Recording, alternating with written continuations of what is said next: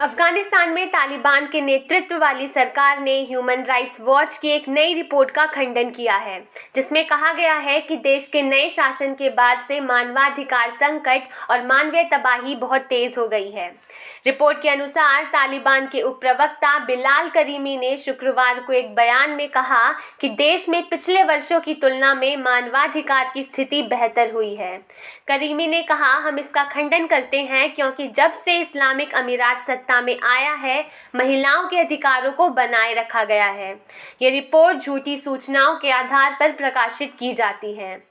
Human rights watch ने गुरुवार को अपनी जारी विश्व रिपोर्ट 2022 में कहा कि 15 अगस्त 2021 को अफगानिस्तान में राजनीतिक परिवर्तन ने मानवाधिकार संकट और मानवीय तबाही को तेज कर दिया।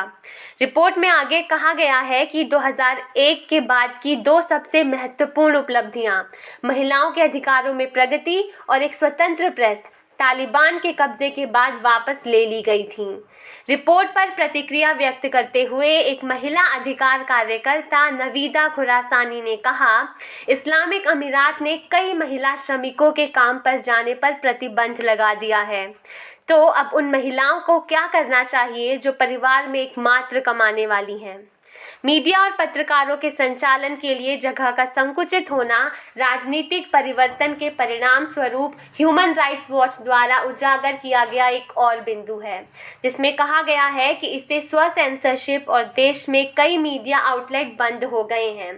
रिपोर्ट में कहा गया है, कई मीडिया आउटलेट्स ने अपनी रिपोर्टिंग को बंद कर दिया या बहुत कम कर दिया क्योंकि कई पत्रकार देश छोड़कर भाग गए हैं। रिपोर्ट में यह भी कहा गया है कि पूर्व सरकार के पतन और उसके बाद के राजनीतिक विकास ने अफगानिस्तान में मानवीय संकट को और गहरा दिया क्योंकि देश की केंद्रीय बैंक की संपत्ति विदेशों में फ्रीज है। विकास सहायता काट दी गई थी और बैंकिंग प्रणाली बाधित हो गई थी। रिपोर्ट ने अफगानिस्तान में मानवाधिकार की स्थिति को संकट के रूप में वर्णित किया है।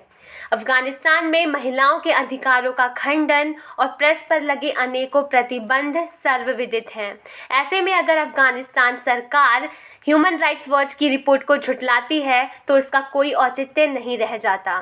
आज के लिए बस इतना ही। आप देख रहे थे दी ऑटरिंग।